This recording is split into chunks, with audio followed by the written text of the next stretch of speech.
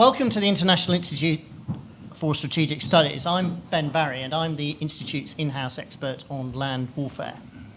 I run a programme of events on land warfare themes, and what I'm trying to do is promote better understanding and informed discussion of land operations and land forces.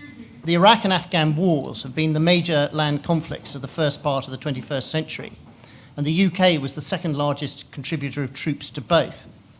Now, the wars have had profound effects at every level of the British military, from the personal equipment of the private soldier to the grand strategic and political. And the increasing difficulty and relative unpopularity of the wars coincided with unprecedented media interest, some evidence of high-level tension within defence and within government, together also with a renewed respect and affection displayed by the British public for its armed forces. Now, these phenomena weren't unique to Britain. Indeed, they occurred in Canada and the US. Of course, in the case of Iraq, we await what is potentially a comprehensive assessment of Britain's role in that war, presumably to be made by the Iraq inquiry when it reports. And of course, Britain's combat role in Afghanistan has 18 months still to run. But in all the extensive media commentary of the war in London, there's been comparatively little attention paid to the role of British military commanders, the challenges they faced and the hard decisions they had to make. Now, this has been addressed at Oxford by the Changing Character of War programme, who've been running a programme of talks and seminars by British commanders returning from operational theatres, which have explored these issues. And those events provide the basis for the chapters in the book. Now, those of you who aren't military professionals may not appreciate that sometimes command can be quite difficult to get right.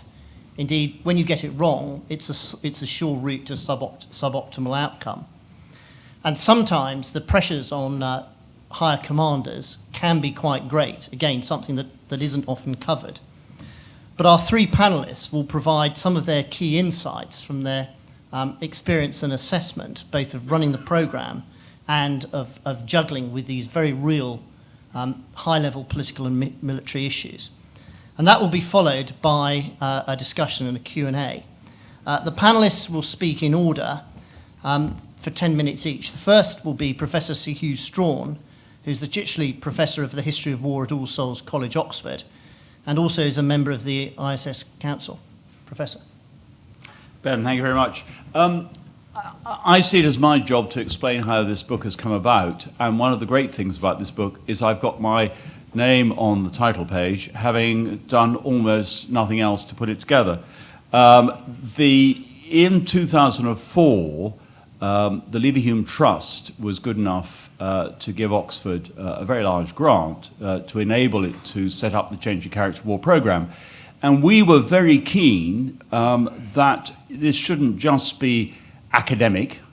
Academic, incidentally, is not a pejorative term, but it shouldn't just be academic, but that it should be a mechanism for engagement with practitioners. And at that moment, Jonathan Bailey was leaving the army and was anxious to do exactly that himself. And together, well, actually very much Jonathan's initiative, he offered to run a series of seminars which he called Campaigning and Generalship, and which he has continued to run until last year. And many of you in this room have attended those seminars. Unfortunately, many of those who have contributed to those seminars are here. So the first person who deserves credit for this book is Jonathan. His concern with, if you like, the post-Bagnall army, how it was engaging with the operational level of war, what that had meant, particularly since the first Gulf War. So you will see the opening of the book is concerned with 1990s, with Northern Ireland, with Sierra Leone, with Kosovo. And then, of course, what we found from 2004 onwards was increasing engagement with Iraq and Afghanistan. What we wanted to do in the book was, and what the seminars were designed to do, was to engage not only with the army, but it is heavily dominated by the army, both as a book and also originally in the seminar series, but also with legal advisors, with political advisors, with the Royal Air Force, and Ian McNichol has contributed to this book, and with the Royal Navy and the Royal Marines. The pulling together of the book has been done above all by Richard Iron, who had a stint as a defence fellow at Oxford, and who has been, as most of you here probably know, has been the principal driver in making sure that this book has actually finally come together. The seminar series carries on, and actually my immediate neighbour, Nick Parker, is taking over the running of the seminars from next academic year, which is excellent news for us. And so you might just see this as a waypoint rather than a culmination of a programme. For me, and I'm a historian after all, I mean, I'm completely bogus when it comes to talking about current strategy. For me, one of the really exciting things about the seminar series was it made me aware of the changing character of war. We had people coming back straight from Iraq and Afghanistan who were talking about what they had been doing 2 or 3 months previously, and it was different from what somebody else had said a year before. And the excitement from my point of view as an academic and as a historian trying to keep track of how things unfold and how things change was that I was hearing this on the hoof, that it was coming straight from the horse's mouth before people really had time to put any glosses on it, before people had time to see where it was going, before they had time to indulge in hindsight. Having said that, of course, one of the values of this book is not just what it should tell historians, and one of the values of the seminar series, but also how it points us in terms of lesson learning and looking forward to the future. There needs to be an opportunity to reflect on recent experience so that there can be some awareness and contextualization of that experience and a capacity to digest and go forward. I hope he won't mind me quoting him. He's not in the room, so he can't answer back, but Peter Wall said to me on one occasion, he said, one of the benefits of coming to speak to you lot is that I stop to think. I'm sure he stops to think at other occasions too, but the point essentially he was making was that coming to an academic context, having to reflect, enabled him to give some shape to his experience. Some of you will know that this book was due to come out some time ago, and the reason for that has been that the Ministry of Defence has not necessarily shared our sense of the importance of that lesson learning exercise and aspect. The view taken within the Ministry was enormous readiness to have, or not enormous readiness, but we certainly have full cooperation in terms of serving officers coming to speak, rather different when it came to trying to turn those words into a printed form. And revision of the book, but first of all, delay, of course, in getting a decision out of the Ministry, and then after that loss of time, revision to the contents when certain people who had contributed found themselves unable to do so because they were still in uniform. One of the great benefits, of course, of the lapse of time is some people had retired by the time the book had come out, including CDS, or ex-CDS, near enough. You will find when you read the book that there are controversies within it, there are aspects that are controversial, there are unresolved controversies. It has not been our wish as editors to impose uniformity of opinion on here. So there are parts of the campaigns that they discuss where there are internal divisions between those in uniform in terms of how they see those.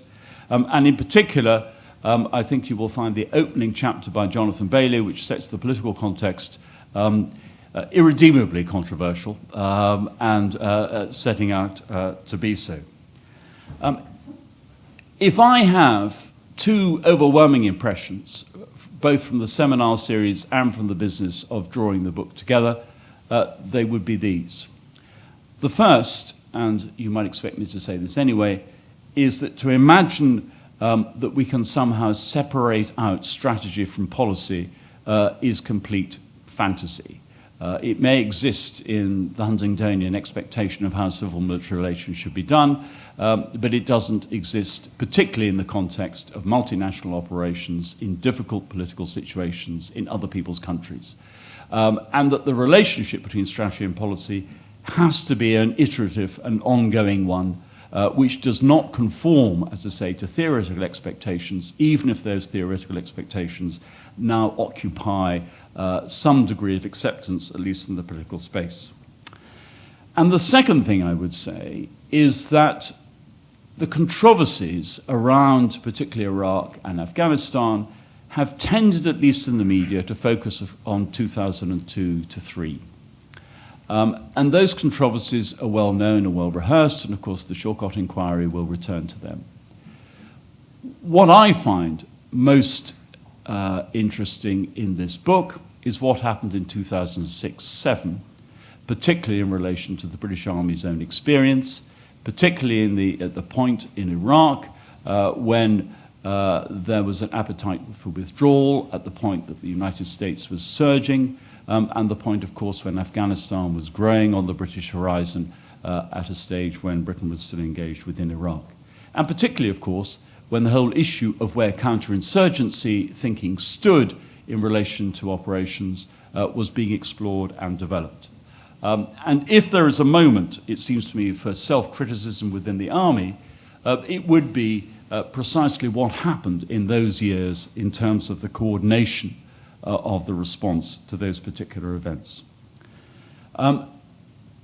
Two of the book's contributors are going to say a few words now, but what I would stress to you is that many of the other contributors to the book are here this evening, and there are also others in the room who contributed to the seminar series, but whose chapters and contributions are not in the book, very often because they're still serving, sometimes, of course, because they didn't actually wish to commit themselves to the printed word, and sometimes because actually in the way in which the book was being shaped, their particular contributions didn't help in terms of the overall shape of the book.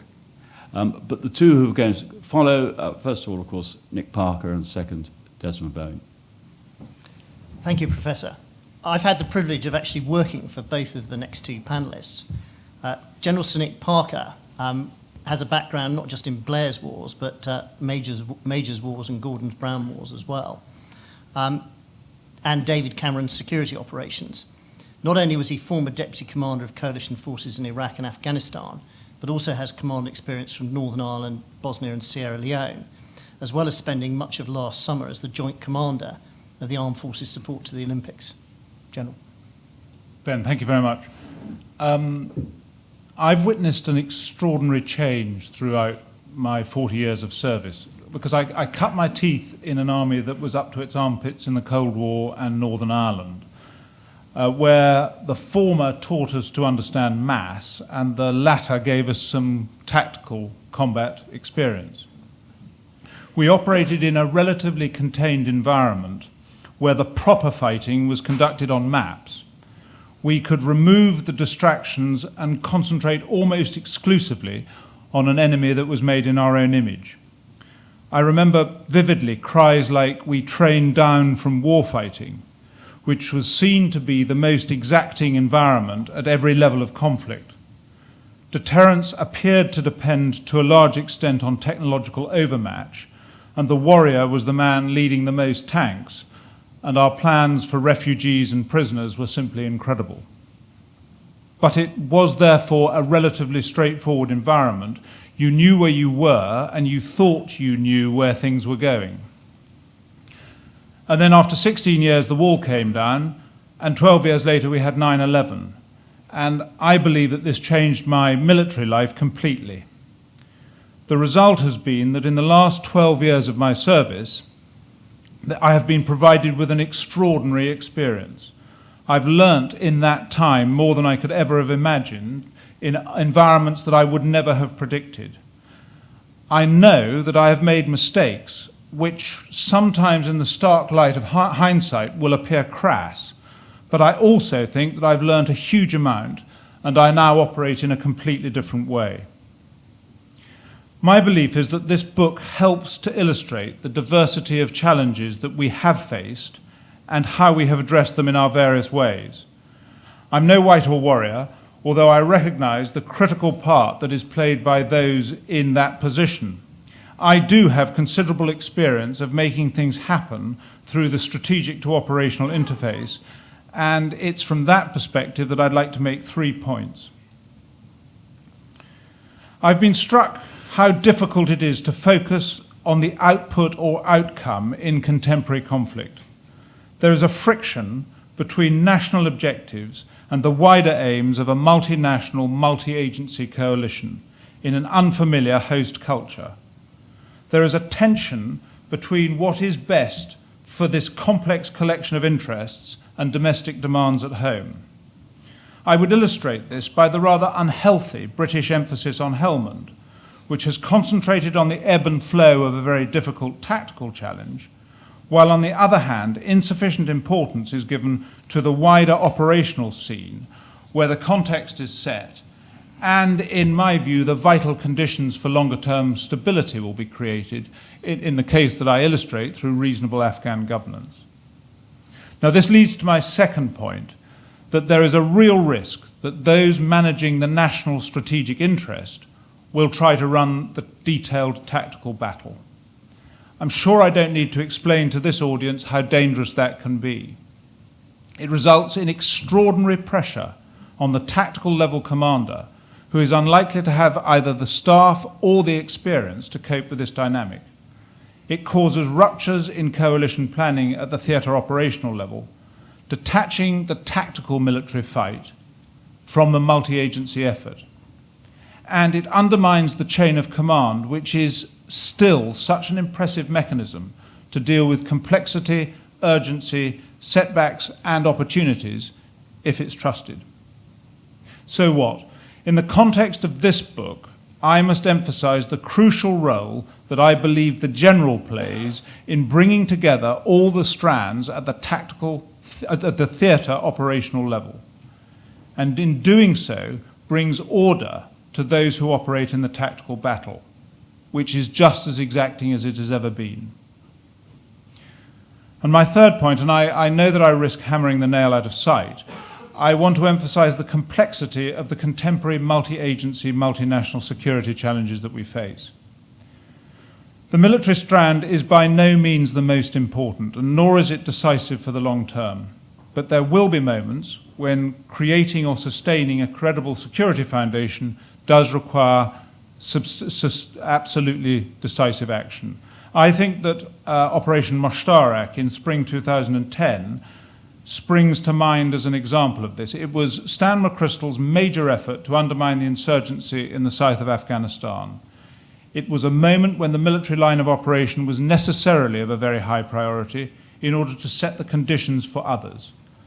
But then, as circumstances change, so other themes must take over if lasting human security is to be achieved. And I have to say that I think that more still needs to be done to identify where and when actors other than the military can play a decisive part.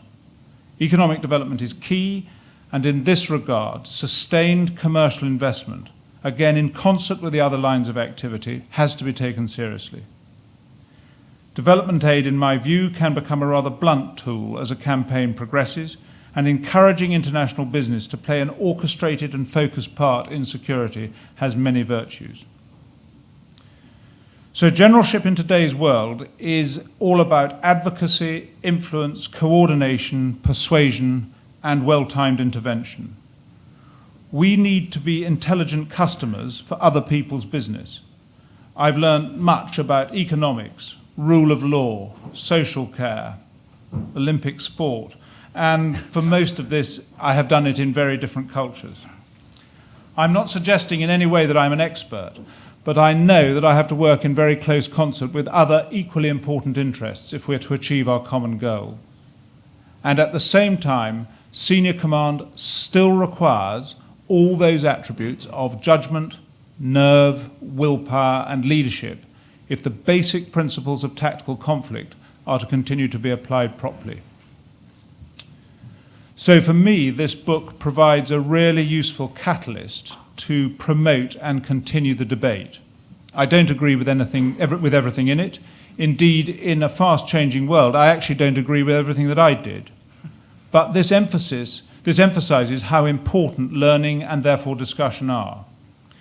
I, along with Hugh, believe that this discussion should be formed in an open debate, which includes all those who are operating across all the multi-agency and multinational functions, not just, but including the serving military. Thank you. Well, thank you very much. We've really seen the perspective there from the theatre level, which in a sense is a focus of the military and the other lines of action in a complex campaign like Afghanistan.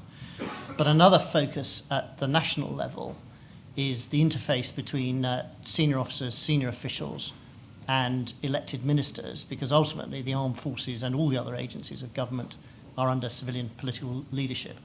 And there's no one in London who has more understanding of this than Desmond Byrne, a former Ministry of Defence senior civil servant with extensive experience in the operational policy area, which includes service in the Cabinet Office in the run-up to the Iraq War, and spending 2004 and 2008 as the MOD's policy director. Desmond. Thanks very much, Ben. Well, I'm an interested participant in this event, a contributor, but certainly not a general. And as a contributor, I believe that there is a debate to be had about what the military can do, what they feel they should be expected to do, and what they are likely to be asked to do.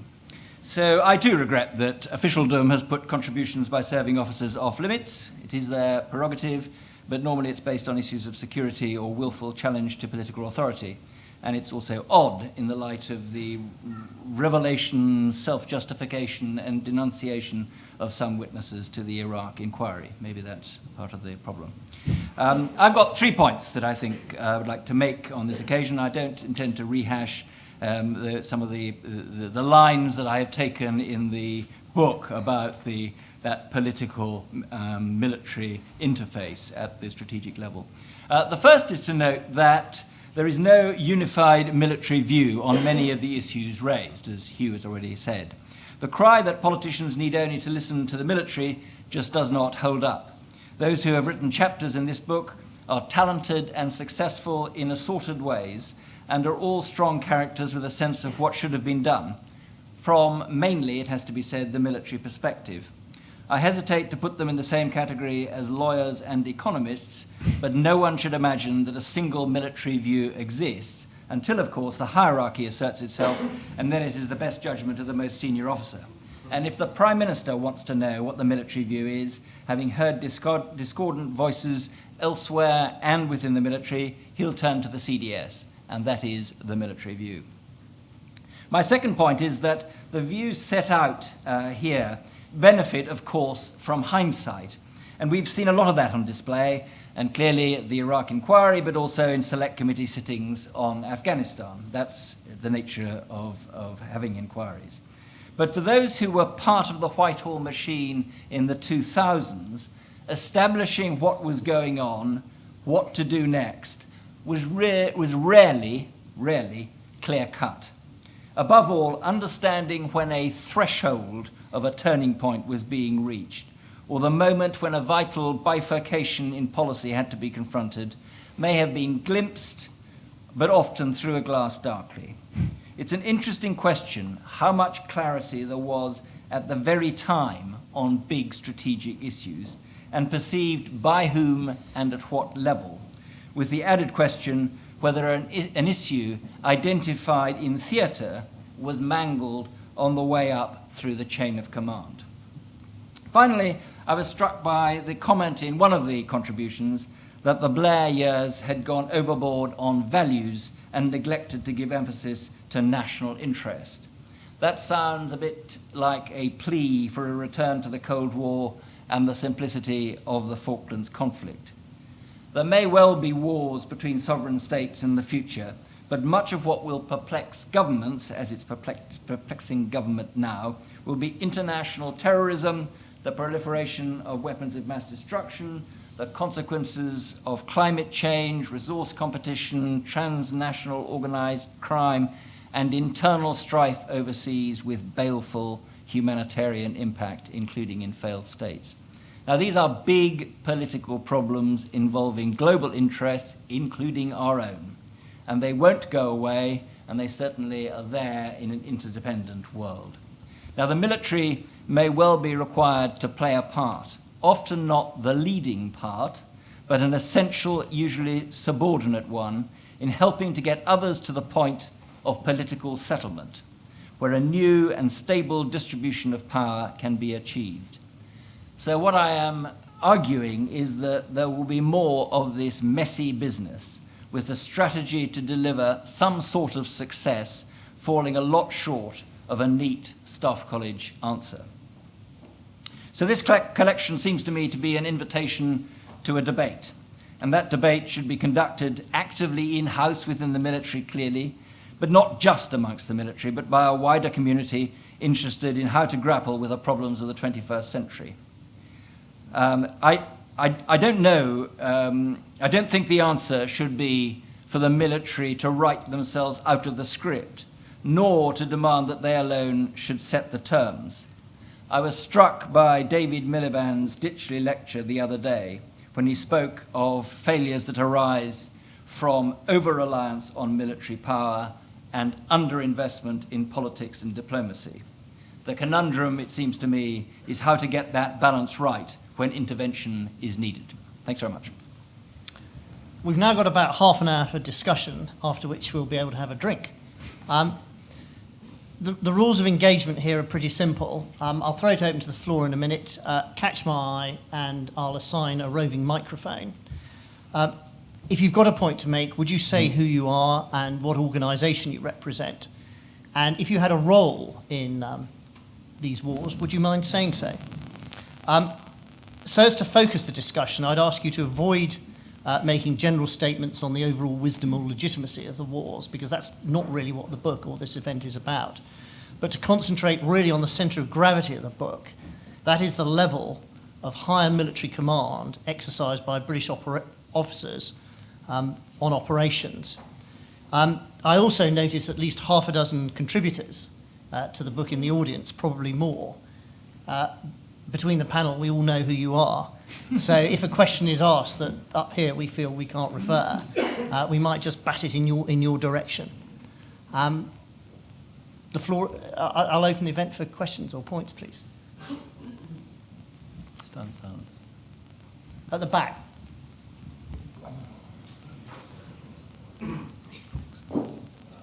I'll stand up. Nobody knows who I am. Yeah, I've been to Afghanistan and Iraq a bit. I'm a member of the Institute, but I'm Robert Fox, I'm Defence Editor of the Evening Standard. I'd like to take the learned professor up. Of course, the media asked around, didn't they? They didn't get it right. Gentlemen, that's where you lost the wars. You lost the war through the media.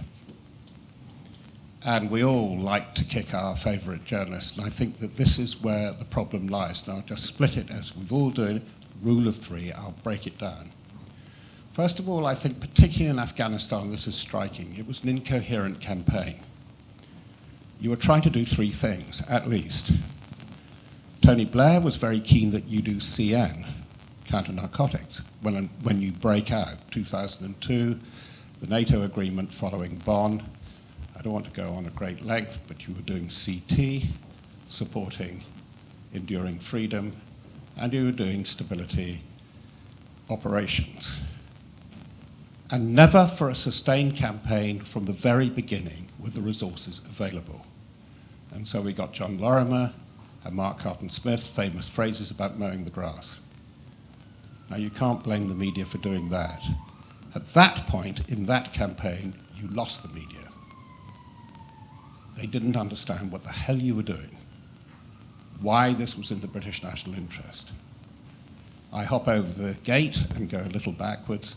As things evolved in Basra, likewise, when you were virtually under siege in the fixed points, downtown in Basra, and you were having an awful time, you were faced with a tactical scenario which very few grasped. You just didn't have the resources to match it. You were facing an insurgency inspired by Iran, and very serious, never gets written up this, by the way.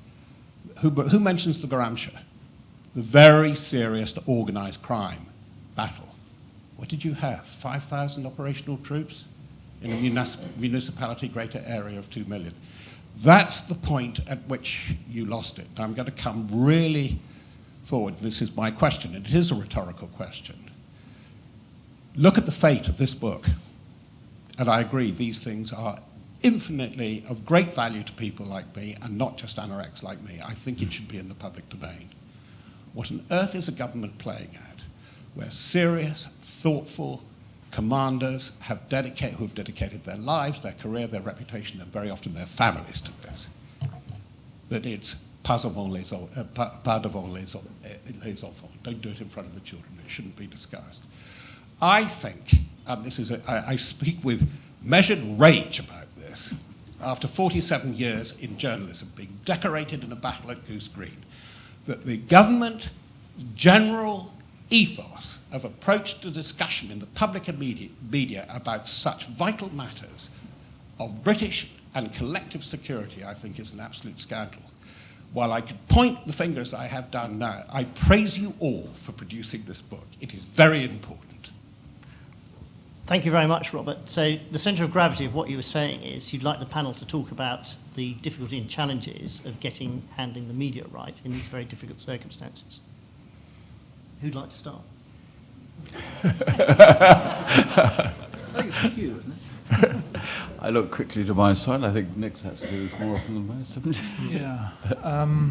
Thanks, Robert. You used to bang on an HCSC as well.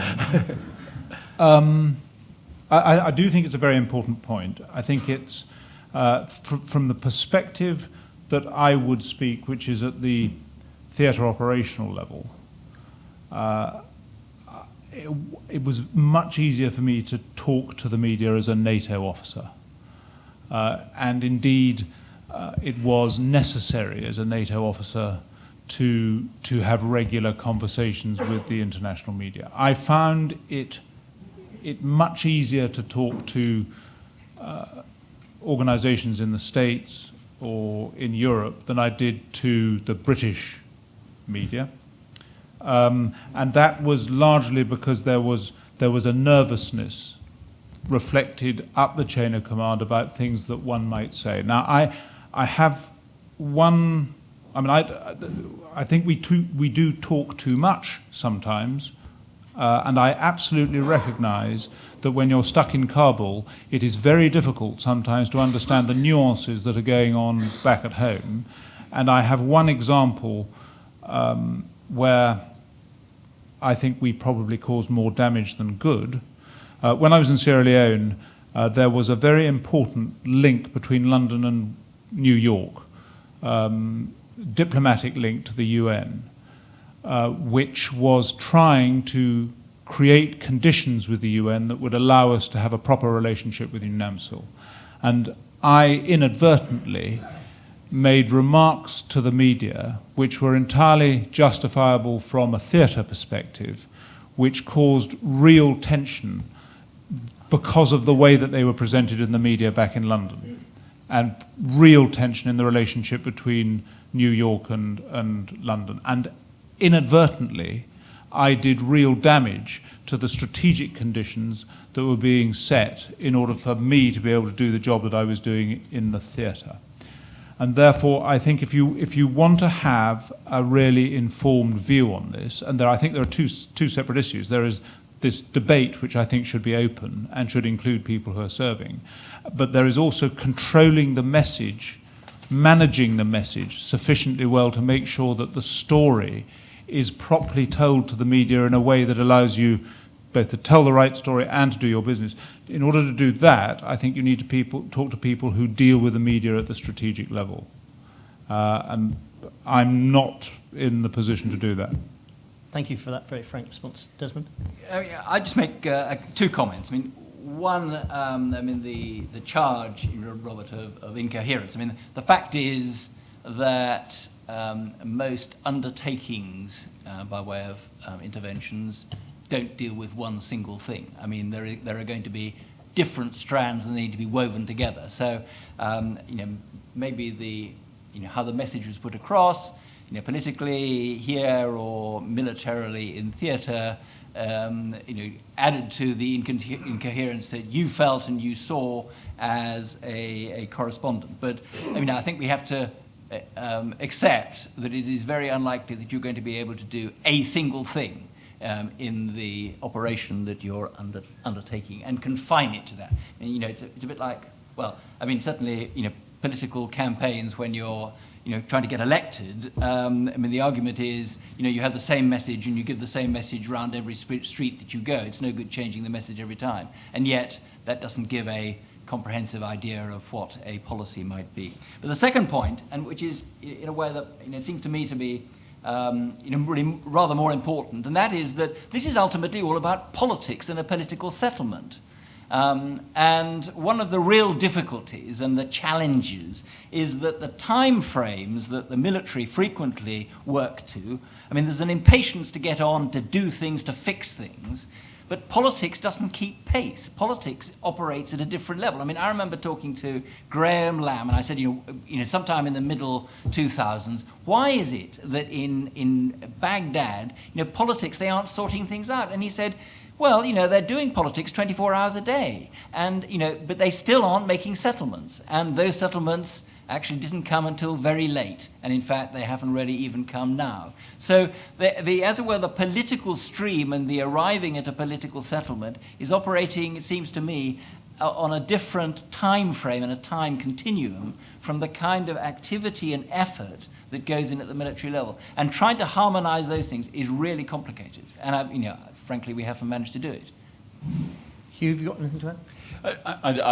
I think we should go on to another question simply because I'm not saying anything particularly coherent. But I suppose I would have two reactions. One is that in a way, Robert, what you're reflecting is the challenge of finding coherence in these campaigns anyway, precisely because we're dealing with, this is in many ways, we're presenting this as a British story, but it's not a British story, is it? It's a story that involves the countries within which the British Armed Forces have been operating in conjunction with allies and as a junior partner to a much more significant military partner. So the coherence at a political level hasn't even been within the gift of London, even if London has at times acted as though it was within London's gift. And it seems to me that tension inevitably has produced incoherence. And of course, that has been the prime challenge, to find coherence there.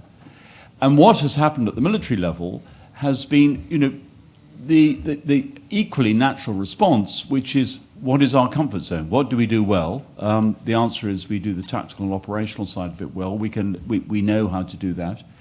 And so we've had this discordance between a tactical and operational solution to a set of problems, many of which have been successful within their own terms, but without a context in political terms, because that has been so much less coherent. It's really a recalibration of what Desmond's just said, that actually this has been inherently very, very hard to achieve.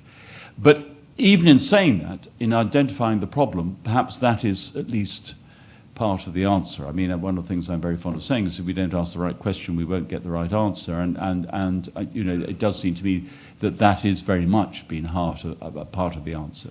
But it is precisely why, of course, the point I made earlier, why when people are dealing with operational and even possibly tactical problems, they find themselves stepping into a political zone, almost inevitably. At the back, Sir Kevin Tebbit. Thank you. I'm Sir Kevin Tebbit, former Permanent Secretary at the Ministry of Defence and a witness to some of the events which are being discussed. I wonder how important you would say our relationship to the United States was, not just at the political level, which, history will be very clear about Blair's relationship to the United States, but also at the military level. I say that because, thinking of what Robert Fox had just said, one of the reasons that we grappled with the problems of the three objectives in Afghanistan, forgetting Iraq, of counter-narcotics, of counterterrorism and of stabilization was that the British view was that we uniquely were in a position to bring together those three missions by providing the command structure for Afghanistan and taking responsibility in Helmand. We had the aspiration as Britain of the only country, I can see Desmond Bowen looking away at this stage, we had the aspiration of being the only country who could do this. Nobody else could bring together the NATO mission and the United States mission. Nobody else could bring together the American ambition in Iraq and the NATO objective in Iraq. This obviously was, if you might say, a rather grandiloquent view of the British political establishment. I wonder how far you think that this may have influenced the views of military men as they went about their job, either wanting to impress the United States, feeling that they were perhaps even better than the United States at certain things, or certainly wanting to go shoulder to shoulder with them. How far was that dimension possibly colouring actions which may, with the benefit of history and hindsight, have possibly been a bit too much for us to bear given our financial situation and our capabilities? Thanks for that very stimulating question. Would anyone like to tackle it? Shall I start from a military perspective? I just make two observations which don't quite answer the question, but I don't care.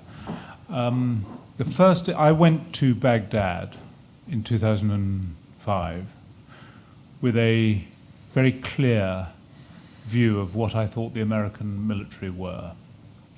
In fact, I characterize it subsequently with lectures I gave in the States with a picture of John Wayne. And that there is an element of truth in that we were going to provide the intellectual stimulus for this brutish organization that had huge mass but not an awful lot of sort of fancy footwork. And I learned very quickly in Baghdad, by being bunged in at the theatre level, that it is an extraordinary organization. They had the ability to learn, in my view, more quickly than we did. Okay, because they could throw resource in a way that we couldn't, but they were prepared to risk and experiment, and they were prepared to take it on the chin. Bugger me, did they take some hits. And they didn't, at my level, flinch, and yet my experience was that there was a rather precious operation going on, if you'll forgive me, but a rather precious operation going on in Basra, which was subtle and fleet of foot, but didn't really like getting knocked terribly hard. So my experience in Afghanistan, in Iraq, led me to develop a deep respect for the tactical and operational ability of the American military. My second observation is that I think, and David may disagree with me, but I think that the operation in Afghanistan up to February 2010 was essentially a consensual coalition operation where you were limited by the resources that each nation was prepared to put into the operation. And when the Obama surge gave McChrystal the opportunity to have a plan that took the initiative wherever he chose to in the whole of Afghanistan, suddenly we got military, operational and tactical initiative. We regained the initiative. Now, we could not have done that without the American resource.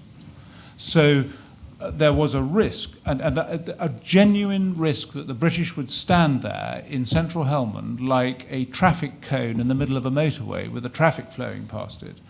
But we were able to persuade, a little bit of negotiation, but we were able to persuade the British to get involved enough to be a comprehensive part of the operation. And then, in those circumstances, I felt that the British and Americans worked really well as tactical and operational partners.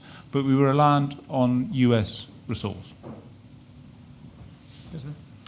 Well, Kevin, to some extent, you pose the question, but you answer it yourself in terms of, particularly in relation to going to Helmand and what the purpose was. I mean, the fact is that there was a divided command. The Americans were doing counter-terrorism, and they were operating around the country. And NATO was trying to do a different sort of operation, which was more related to counterinsurgency, which was where the Secretary of State at the time found himself making statements about not wanting to fire a shot, because he was trying not to say that that's what would happen, but that there was a difference between undertaking stabilization operations or counterinsurgency operations and undertaking counterterrorism. So, I mean, in straightforward strategic terms, and military folk, let alone civilians, could see that this was a pretty odd way of running a campaign. But also, there was a request from the Afghans. I mean, surprise, surprise. I mean, people talk about invasions and, the West asserting themselves. Actually, the Afghans wanted some support. I mean, the Afghans, in the shape of the properly constituted government, said, PRTs are doing some useful work in the north. Can't we have them spread around the country in a sensible and coherent way and provide that kind of support? And yes, I think the UK did. I mean, maybe the UK felt they were the only ones who could do it. Maybe we felt that the Americans would trust us and our admirable commander of the Ark, who was going to go, to do this job, and actually not just do it ourselves, but to bring others with us. So, I mean, I think there was a sort of level maybe of strategic ambition and self-congratulation that was excessive, but actually I don't think there was anybody else who was going to stand forward to do that. Was it the right thing to do? I mean, certainly there were problems, but I don't, there is a question as to whether the right outcome would have been to have a decently PRT'd north and we could forget about the south. I mean, some people have argued for that, and I think Blackwell has gone into print and said maybe we should just sort of divide Afghanistan in two. Well, I don't think so. Certainly that wasn't the political judgment of the time. So there was maybe a level of a strategic ambition and a sense of how a campaign should be undertaken, which maybe didn't pan out in exactly the way that we expected. But as I have said in this book, I mean, when the military turn up and find that it's a bit different, that's normal business. I mean, you can't see over the hill in front of you, so you adapt and actually usually ask for more resources, which is uncomfortable, certainly for politicians. Thank you. Can I just make a very quick observation about the composition of the book in answer to that question, which is, if you think about the narrative that this 20 years covered in this book embraces, it is the story of moving from British-led operations to multinational operations as a norm. And so, Northern Ireland's there at the beginning, Sierra Leone, maybe there with other guys, but essentially British-led operation, to being in a very different situation. And obviously we have struggled to come to terms with that in all sorts of ways. One in particular, I remember, and I won't say where I was lecturing, but in 2004-05, talking about strategy, and in what should have been and was a pretty well-informed audience, and they all turned around and said, well, that's not our responsibility, is it? Because that's the Americans' job.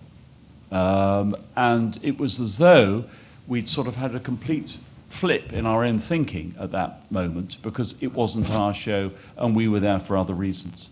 And precisely what that means in terms of lessons learned and where we're going seems to be really quite important, apart from the need to regain the capacity. And I think we are actually regaining the capacity to think about those things. We do recognise that particular loss of, if you like, of confidence. But I think that is one of the virtues, and I'm saying it partly so that you don't ignore the first 10 years that are covered by this book because of the last 10 years. Time marches on. I don't want any bubbles to go flat. I think I see 3 more questioners. Could you please make your points very brief, and we'll take you in succession, and then the panellists can choose to take whatever aspects you raise they want. First, General Newton by the camera. Thank you. Paul Newton, University of Exeter, author of Chapter 25, if you have that amount of stamina. My question really, as we're being introspective, is about the quality of military advice, following on from Kevin's point. In the 1990s, I became aware of this idea of politically informed and politically aware military advice. And some of us were very uncomfortable with some of this advice. The notion in Iraq, for instance, of overwatch, which is a nonsensical piece of military advice, but it was politically expedient. Do you think that we have, how will history judge the military advice given by our generation? And I think Tim Ripley is a couple of rows back. in the blue shirt. Raising the point that, I'm sorry, Tim Ripley, journalist. I spent many hours listening to MOD briefings in Northumberland Avenue before the war, at Qatar, in CENTCOM and in Basra, and I heard a posse of senior generals, military officers, enthusing about the war and why it was a good idea. And this raises the point Robert made about lots of those enthusiastic sort of support for the war from the senior military officers proved to be incorrect. They were, in positive you could say they were spin, but you could also say they were deliberate lies. Is there a way that we can regain the trust in our senior military leadership? For example, when they appear before House of Commons committees, they swear an oath to tell the truth. And also some sort of requirement that they are not to participate in political propaganda on behalf of the government. Well, that's a searching question. And there's a gentleman right over in the corner in a white shirt. And I'm afraid we'll have to draw stumps after this person. Mike Shearer, I was the spokesman in Iraq for a period of time, 0708, really for the General Nick. I think that people often lose the sight that the British military are in an extraordinary, unique and difficult position because our Commander-in-Chief is Her Majesty the Queen, not the Prime Minister. So unlike the Americans, when the American generals get up and speak, they are immediately inside the OODA loop of their political master. And so at many levels, the military, the generals, are hemmed in trying to remain apolitical. I'd just be interested on General Nick's take on that. Well, I think that's the first time in my 2.5 years at the ISS as anyone's mentioned the Queen in any of our events. Gentlemen, any responses to any of those three very wide points? Well, I think that my general response to all of them would be to pick up something Desmond's already said, which is the presumption that somehow there is a uniform military view here, as opposed to a uniform other sort of view. And that's partly addressed to your question, Paul. I mean, how will this be judged afterwards? When I'm a First World War historian who strayed into this by accident. And one of the things that strikes me most about the First World War generals is, there is a sort of frocks versus brass hats polarity. It's not like that. The way in which the war is conducted is generals, I mean, it's absolutely Desmond's point. Some generals have one set of views and some generals have another set of views. They're intelligent, most of them, intelligent, reflective individuals. And equally, politicians, of course, also have different views and will respond accordingly to the generals they speak to and the conversations they have. So we have a theoretical constitutional expectation, which of course is absolutely part of where the Queen comes in. But we have a much more complicated position. And my concern throughout this, and I forgive me this because I'm sort of standing back from the three questions, my concern about this is that we have, we've lost sight of the reality because we've become sort of hung up on what we think is the theory of civil-military relations, and in being unable to recognize the reality, have started to act out of the theory. And that is what has created confusion for us. Instead of seeing that what we're actually talking about is a bunch of individuals, many of whom, of course, have different trainings and different expectations. The argument that soldiers naturally plan, that is what they do. They think in the longer term. They want clear direction. I mean, all that is perfectly true. But at the same time, to imagine that this produces a uniformity of plan and a uniformity of expectation as opposed to where the politician is, seems to me to be cloud cuckoo land.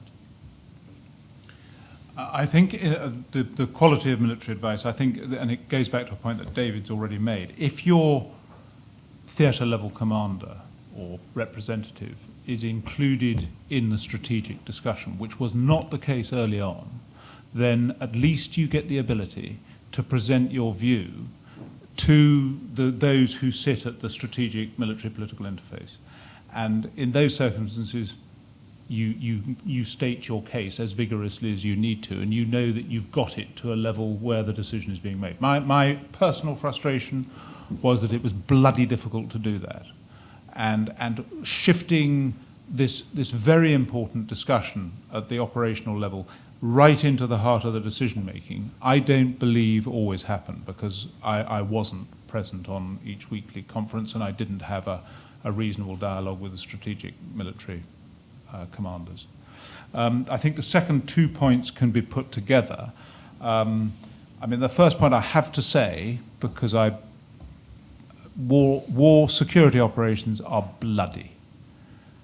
I feel deeply about the human cost of what we do.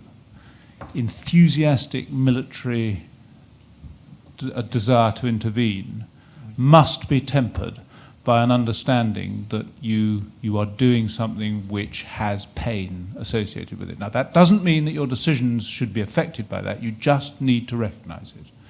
And I certainly think back over certain weeks in Sangin in spring 2010, when there was a need for all of us in the chain of command to hold our nerve in a way that was very countercultural when you were thinking about the human sacrifice that was being paid. But the business of politics and being apolitical, I don't think that's as much of an issue as you may have suggested. I personally believe it's a great pity that certain retired officers have declared their support to a particular party, because I think that tars all of us with some sort of political association. I think we have a duty to be apolitical while we're commenting on the business of security. And I was quite taken aback the other day when I was talking to some people who assumed that I was a conservative supporter, because that is what they think Melchett and Mannering are.